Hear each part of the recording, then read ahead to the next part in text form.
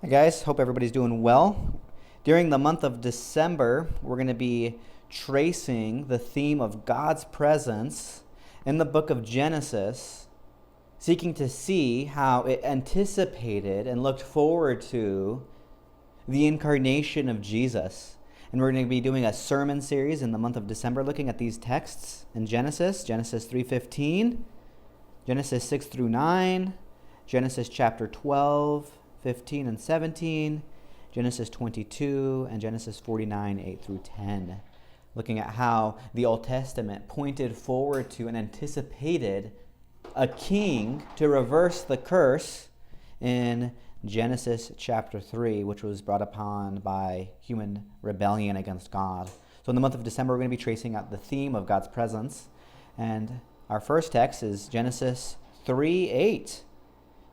And they heard the sound of the Lord God walking in the garden in the cool of the day. And this is what we're going to look at next time. And the man and his wife hid themselves from the presence of the Lord God among the trees of the garden. So I just want to look at this first section here by reflecting on how the Garden of Eden has temple characteristics, so that the Garden of Eden is temple-like. The Garden of Eden was the special and unique dwelling place of God. So there's similarities between the Garden of Eden, the tabernacle, and the temple. So for instance, Eden and later sanctuaries were guarded by cherubim and were entered from the east. Right? So you can see that in Genesis 3:24. And you could also see that in Exodus 25:18, and you can see it in 1 Kings 6:23. And then you also have this phrase, work and keep. They're both used in the garden and temple in context describing the work of the priests. So because priests work and keep the tabernacle and later temple, and because Adam and Eve are described as working and keeping, it's seen that the Garden of Eden is like a little temple where we see that God's unique presence is in the tabernacle and in the Garden of Eden. So it says that they heard the sound of the God walking in the garden of the cool of the day. This phrase for walking doesn't occur a whole lot, and it occurs in Leviticus 26:12.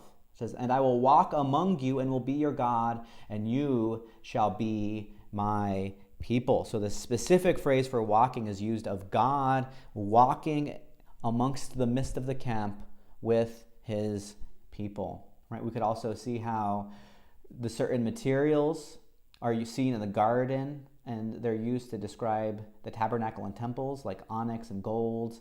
And we see that very big one here. If you're interested, you could look at Ezekiel 28:13 through 18 to see how the author of Ezekiel interprets and sees that the Garden of Eden was the temple of God. It was God's place of a unique and special dwelling place. All right, so just wanted to bring this out here, that the Garden of Eden has temple-like characteristics, illustrating that it was God's unique and special dwelling place, right? God created humanity so that they could be in a special, unique relationship with him.